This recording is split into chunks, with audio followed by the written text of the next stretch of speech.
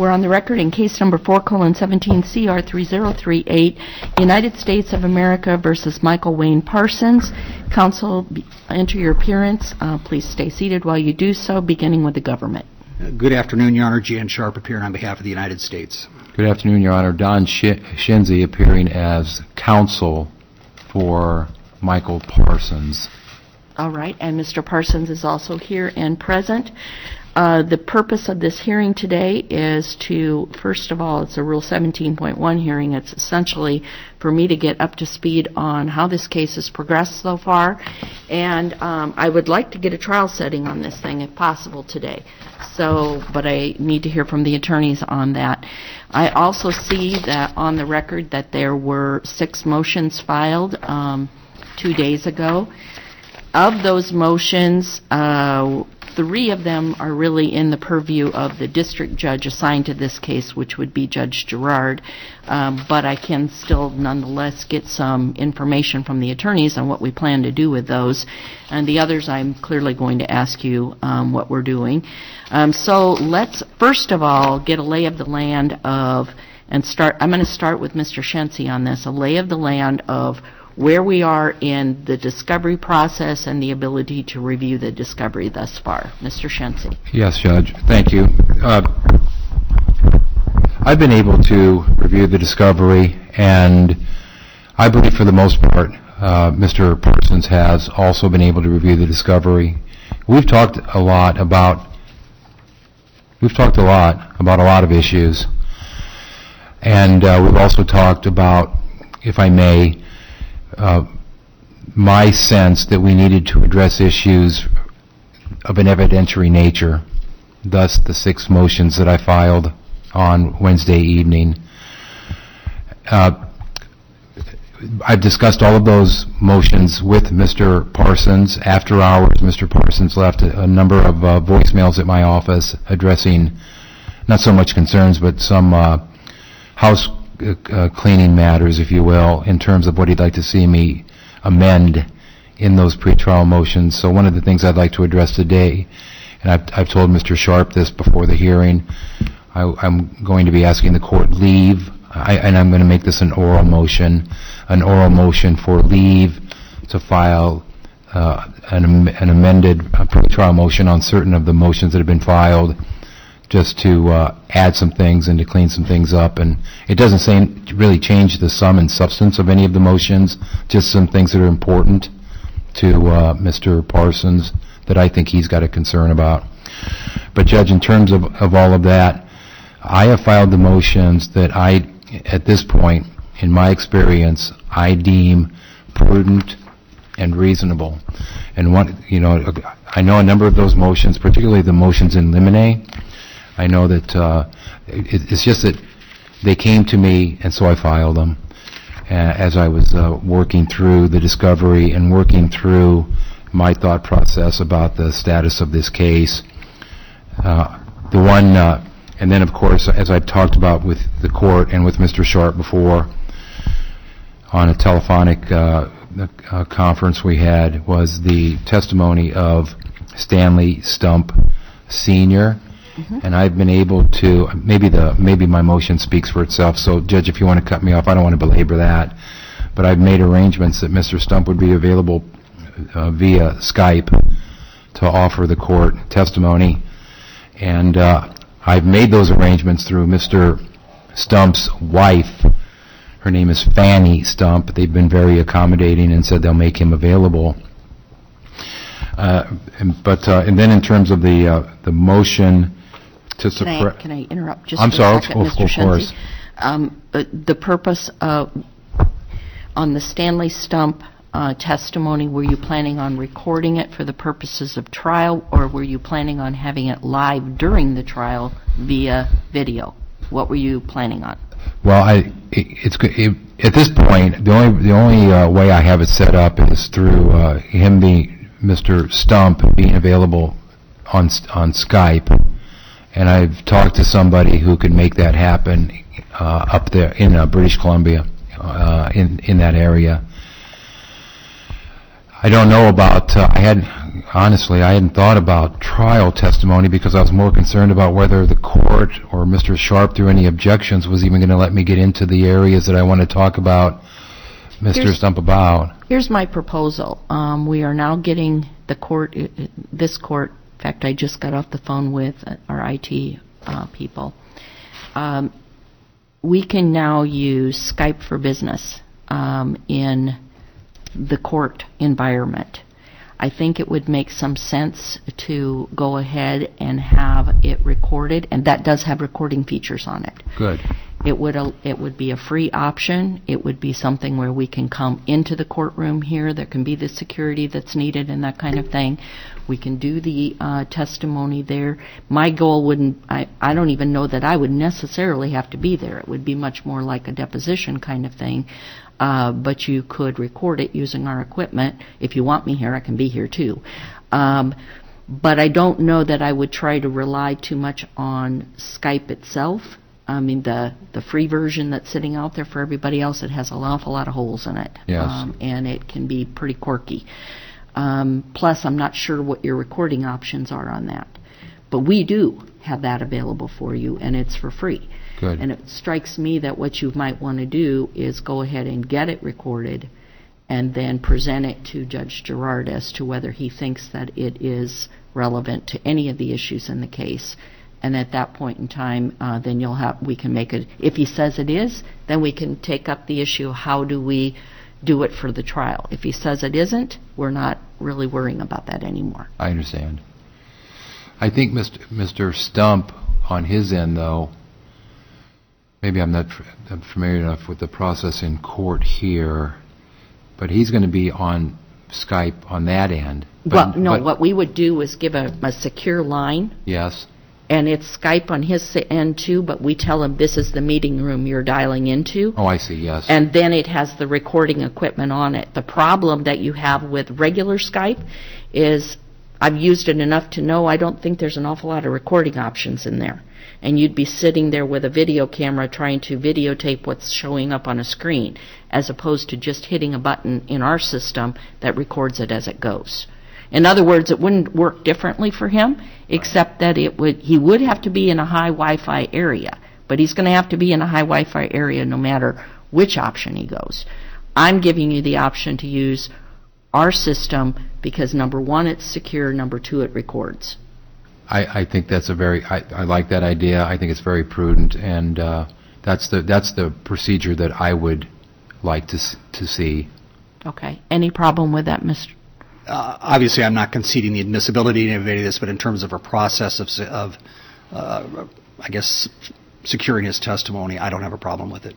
I think that we should at least secure the testimony using that method, and then give Judge Gerard the opportunity to decide whether it's admissible or not. And at that point in time, if Judge Gerard says that it is admissible and relevant, or if the government even at that point in time says, now that I've heard what he has to say, I think it's admissible and relevant, then we'll take up the next issue of how do we get it ready for a courtroom. And it may be that you just use what you've already recorded, and it may be that you want to do something different, but we don't have to address that today. Yes.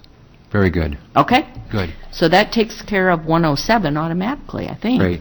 All right. And the other ones I had, Judge, that I hadn't mentioned, well, we hadn't talked about the motion to suppress, really, but the other two I had were simply 404B materials that I've requested from Mr. Sharp pursuant to motion, and then, of course, prior testimony, including any prior grand jury testimony as it relates to Mr. Parsons. All right. But I don't know if we want to take those up today or when we get a hearing date on the motion to suppress. On the 404B, that usually comes up a little bit closer to, we don't even have a trial date at this point in time, so it usually comes up down the path, so does the motions in limine. And the motion to produce the sworn testimony, what's the government's position on that? Pull out which one that is, Judge. It should be labeled at the top as 105.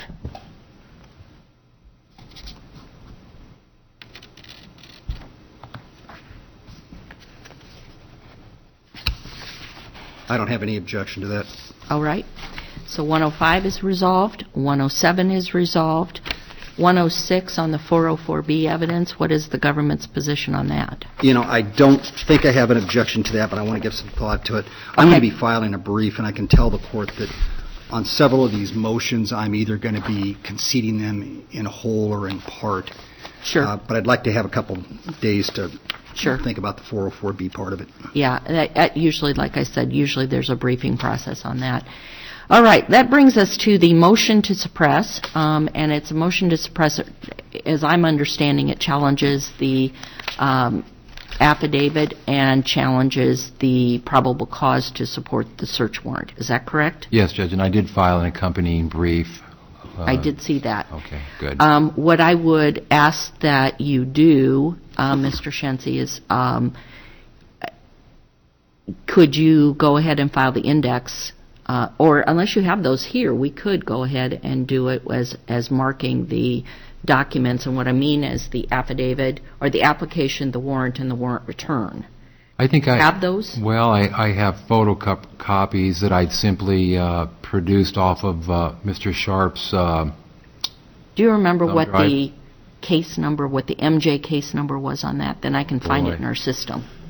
And I'll just take judicial notice of it, I and might then we're have done. it, Judge, just a second. Okay. Finding a search warrant in our MJ system is not easy. We really have to. Maybe I can. I think I may have it right here. If I can open this.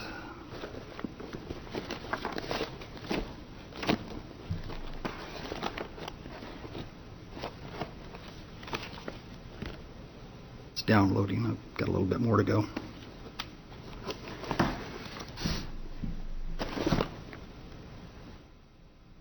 Might it be 417 MJ 3059? Okay. Does that sound? Let me see if that looks right.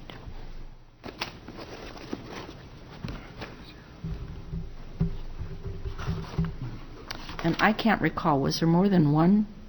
There was 2 warrants. The other one was of a computer that has no impact at all on this case. Oh, okay. This is the one of the Piper Cherokee. Okay, so... I believe there was actually a third warrant, actually, on one of the government's witnesses' home. Waverka? Yeah, that's right. And that's related to the computer thing. You're right. So 3 total. So I'm going to make sure that we're using the right one here. Because then what I will do is just have Tawana put it in the... Judge, I show 4:17 MJ 3029. Oh, maybe I read. Sorry. Okay, hang on. Let me see what... I have the search warrant here, so hang on.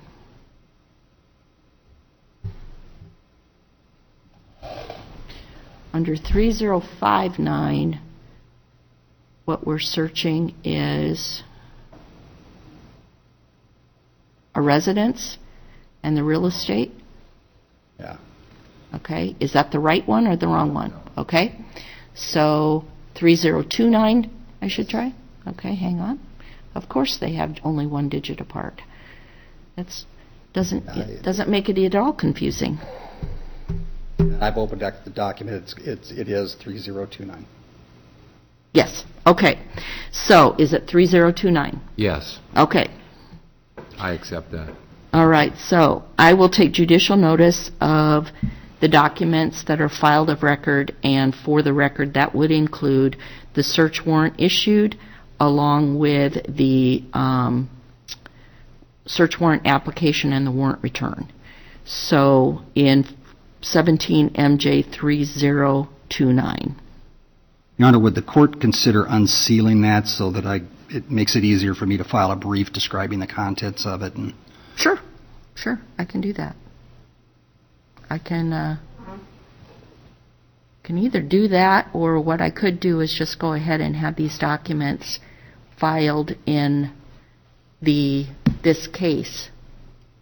I think that might be easier. yeah. Okay, I'll do that. We'll have them filed in this case as being the information that the court considered on the motion to suppress. Now, is there going to be any further evidence in support of the motion to suppress? Judge, I believe there needs to be, and I say that because in the body of my motion and in the brief, from my review of the discovery, and there may be a Franks issue. I don't know, but there may be, so I wanted to at least bring it up at this point. As indicated, from what I can see in the discovery, it appears that the sheriff of Furnace County applied for and possibly received a warrant earlier, much earlier, to search that airplane. I see that there's a search warrant from Furnace County. There's no affidavit, but there's a search warrant. I don't see that it's signed, but certainly that indicates to me that an affidavit was very possibly provided to a local county court judge in Furnace County. How does that create an issue for Franks? And well, let me make sure you know, I'm not going to give you a hearing absent that threshold showing. No, I understand, and I even mentioned in the brief that I understand it's a high bar. I do. And then the other part of it, Judge, was I thought there had been an inventory search of the vehicle, of the airplane prior to, because there's some mention in the affidavit that the airplane has essentially been sitting undisturbed, and that's the impression that I got from reading the affidavit. I don't think that's correct. I think it had been pulled on the tarmac at least twice. I believe that there was an inventory search done of it. Again, the sheriff of Furnace County makes mention of that in one of the pieces of discovery, that there was an inventory. How extensive of an inventory search did the sheriff of Furnace County do on that airplane on that given date? I don't know. But given that there may have been 2 prior searches of the airplane that wasn't mentioned in the affidavit in support of the application for the search warrant, it just seems to me that's something that Mr. Parsons has a right to explore. Okay, and so you understand what I would be looking at. If you're going to submit that, I'm going to be looking at whether that information would have changed the analysis of probable cause. Right. And absent finding any, let's say it exists, absent finding any indication that it was relevant material or would have changed the analysis, you won't be getting a hearing. But how long do you need to get that stuff to me? Well, because it sounds like you need to amend motions too, so it strikes me that we set one date to get all of that done. I think that's good. Yes, I do, and it may take a while. I plan on going into through the online. I can get to a case in Furnace County through www.nebraska.gov/subscriber. I don't know if anybody in this courtroom uses that except me, because that's on the state level. But I think I can gain access to if and when an application was requested and what happened in that regard. All I know, Judge, is that during the course of looking at 500 pages of discovery, I saw in there that a search warrant was given to the sheriff to search the airplane. And that's all I saw. But it raised, at least on Mr. Parsons' behalf, because he and I talked about it, so I felt compelled to address it, as did he. At least it indicated that maybe a search had been done previously of that, and it just also seemed to me at that point that if one had been done or an inventory search had been done when the plane was first put into storage, that maybe that should have been told to the court. Okay. That's all. So,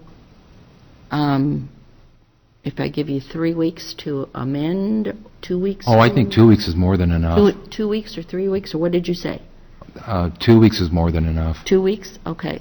2 weeks to amend and to provide to the court any additional information to meet the threshold showing. Yes, Judge. Any objection to that from the government side? No, Your Honor, I would request to have 5 days after that date to file a responsive brief. I think that's, are you sure you only want 5 days? 5 days is not a lot of time. I Okay. can do it. All right. Well, actually, when's that going to end? Okay, that's a good question. We've got holidays coming up. The reason I said it, are you sure that's all you want, is it is the summer and people do have. And I'll tell the court this is my own personal problem, but I'm moving my daughter to California, and I'm leaving on June 7th, returning on, I'll be back to work on the 18th. So. Okay. Yeah, you don't want only 5 days, because Mr. Shensi's deadline will be the 8th of June. And then if I went 5 days after that, it would be during the time frame that you're gone. So how about if we go to the 25th? Okay, that's fine.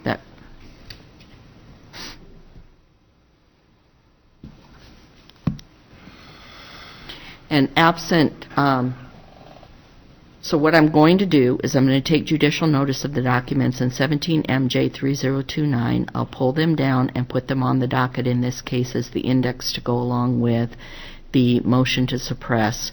I'll set a deadline for Mr. Shensi to, on behalf of the defendant, submit any additional evidence in support of the motion to suppress by June 8th. The government's response needs to be filed by June 25th.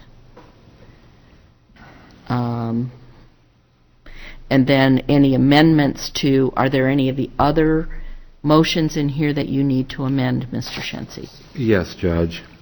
And it is contained in the filing docket number 110, Okay. paragraph 2. I'd like to reword that extensively. I would tell the court that Mr. Parsons brought to my attention his thoughts, without going into them, his thoughts about how I worded paragraph 2. And frankly, I think Mr. Parsons has a good point in his comments to me about paragraph 2. It's not going to change the sum and substance of the matter itself. I will tell the court that. I just want to clean it up a little bit and put some additional language in there, that's all. Okay. Do you need to amend 109? That is another motion in limine.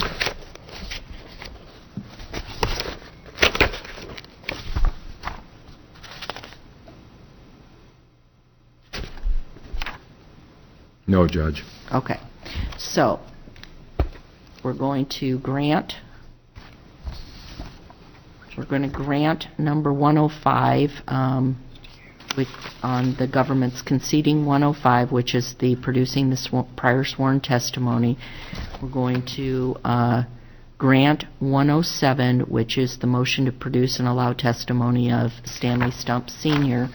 and Mr. Shensi, and you may wish to contact our IT department for assistance with that, so just use that. Yes, or Judge. you can contact my chambers too, and I can help you out with that if you want. That'd be great. Okay. Where would you prefer that we conduct this examination of Mr. Stump? If there's a chance that your client is going to want to use it at trial, he needs to be present. Yes. During the testimony, so it strikes, And I would want him to be. It strikes me that it should happen here, in the courthouse. Good. I had also advised Mrs. Stump that her husband would need to be sworn in, subject to not only direct but also cross, and possibly any questions by the court. Do you deem that appropriate, that I told him that? Oh, that's fine. Okay. Does the government have any problem with them being sworn in by me on this end? No.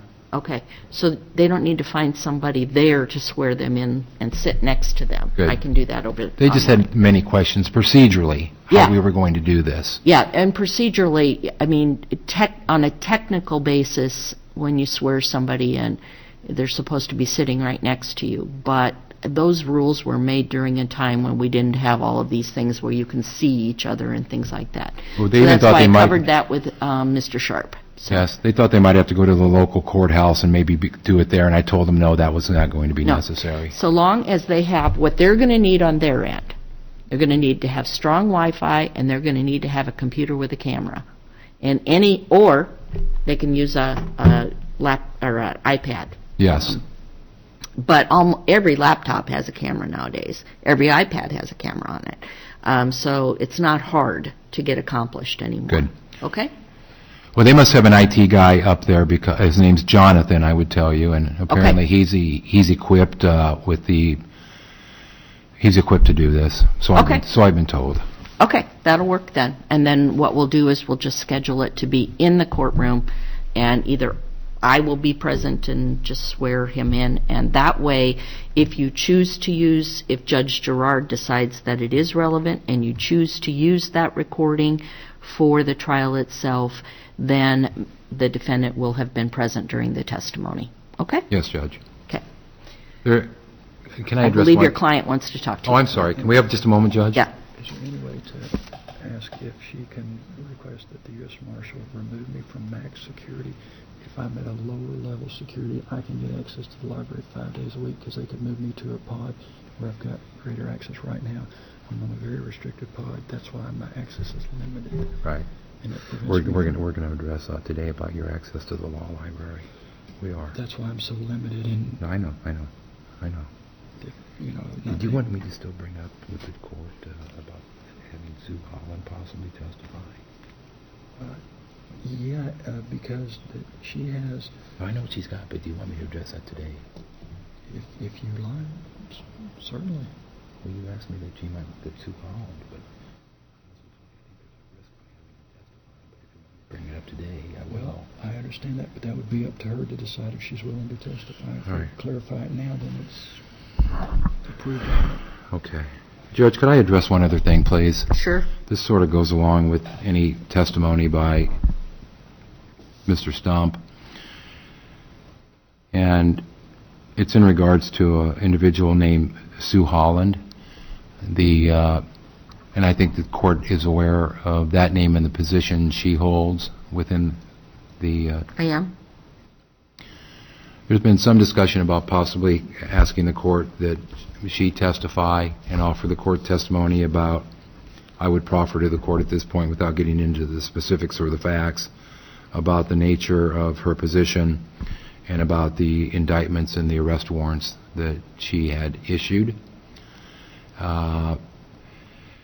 I see difficulties with that. I see potential pitfalls if she's placed under oath, subject to cross-examination. I think that's a very precarious path we may go down. I'm not really inclined to go down that path. But on behalf of Mr. Parsons, I wanted to advise the court that I may be, and I want to emphasize the words may, be filing a similar motions as it relates to her, premised upon the same analysis that I've used for Mr. Stump. She's currently facing criminal charges? Is she currently facing criminal? I'm told that up in Canada she's got charges that she's at least been interviewed on and possibly charged on. Okay. Okay, go ahead. Oh, I'm sorry. I'm glad you brought that up, Judge.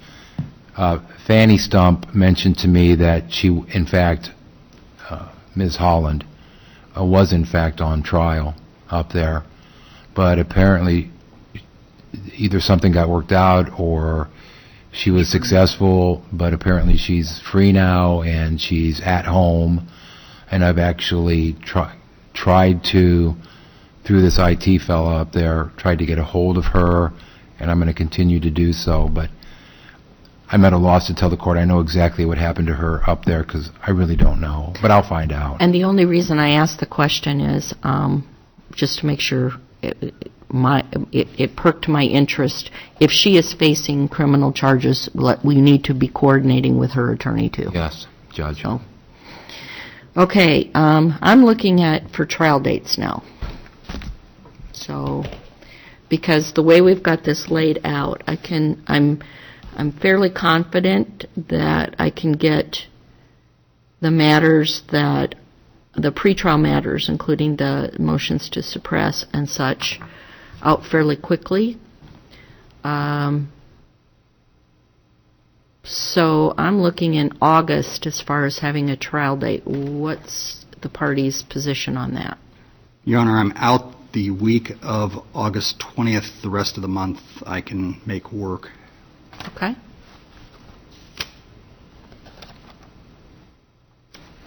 How about the week of August 14th? Are you open? Yes. All right, Mr. Shensi?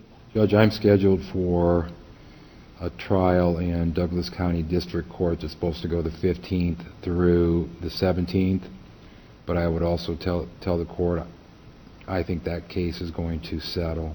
So Okay. I'm happy to set it in at that point. All right. Tawana, could you do me a favor and look at Judge Gerard's CEO calendar and make sure that I'm not messing him Judge, up? I'm sorry. Could the 16th could be problematic for me too. Might we be able to look at, Mr. Sharp, did you say you were not available the week of The week of the 20th? 20th. The week after that would be fine. The week before the 14th would be fine. Just that 1 week. The week of August 6th is fine with me also, and the week of August 27th is also fine with me, if that would work for the court. How's August 6th work? It works. Good. And Tawana, what's August 6th look like? I'm sure he's got other trials there, but I'm not going to worry about that. But he is in for trial. Yeah. Okay. We're going to set the trial for August 6th. The issue with Sue is that she can say, No, wait. I know what she's going to say. I know. All right. Anything else that we can take up at this point? Yes, Your Honor. Okay. I don't know that this requires any intervention by the court. In fact, I don't think it does, but I want to put it on the record because I think it may be an issue at some point. I received some email contact from, it was both from the marshals and from Douglas County Corrections. What I'm being told is that since Mr.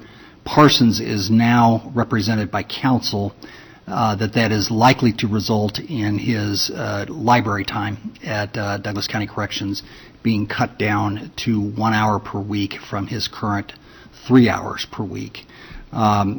That's just the standard rule they have for all inmates, represented or not. And it makes a difference in terms of where the discovery is maintained. Again, I don't know that that's the court's business, but I think we're going to end up having to talk about that at some point, so I thought this was a good chance to do it. All right. Mr. Shensi. I can assure the court, and I'm sure the court already knows this, as does Mr. Sharp, Mr. Parson desires more time in the law library, not less, so this could be problematic. Okay. And Mr. Sharp is correct. I can't force or enter orders requiring more or less library time. I can say that to Mr. Parsons that you have an excellent attorney and he is your attorney. And as such, he is the one who is responsible for finding the law and talking to you about how the law applies to your case, talking you through the discovery. And I certainly understand Douglas County Corrections. They have a lot of people in that facility, and they cannot have a situation where not everybody gets access to the law library who wants it. That's the only thing I will say on the topic, because I don't have the authority to enter a ruling one way or another on any of that. So, all right. Anything else? can I respond regarding the access? Because there's virtually nobody ever in there. But the judge can't. Anything else, Mr. Shensi? No, I would just tell the court that Mr. Sharp and I talked about this. I've had contact with Michael W Piper. He's over at the Douglas County Correctional Center, and I've known him for a number of years. He also runs house arrest, work release, etc. But he's indicated to me that I don't want to speak for him. Maybe I shouldn't even say what I'm going to say, but I'll say it anyway. They may make an exception to allow Mr. Parsons to have access. I hope that happens, because Mr. Parsons would spend the entire days in the law library if given the opportunity. So 1 hour a week is going to be... But again, we understand this isn't the court decision. The other way that I've seen this done, and it recently in a Lincoln case that had some of the same issues being brought up, was that The compromise was that the defendant advised the attorney of the issue they wanted the research on, and the attorney sent the copies to the defendant at the jail. Yes, so, Judge. I mean, there are ways around it, but those ways cannot get to the point that Douglas County Corrections faces domination of the library by a single defendant. All defendants are to be treated equal. We are in recess. Thank you, Judge.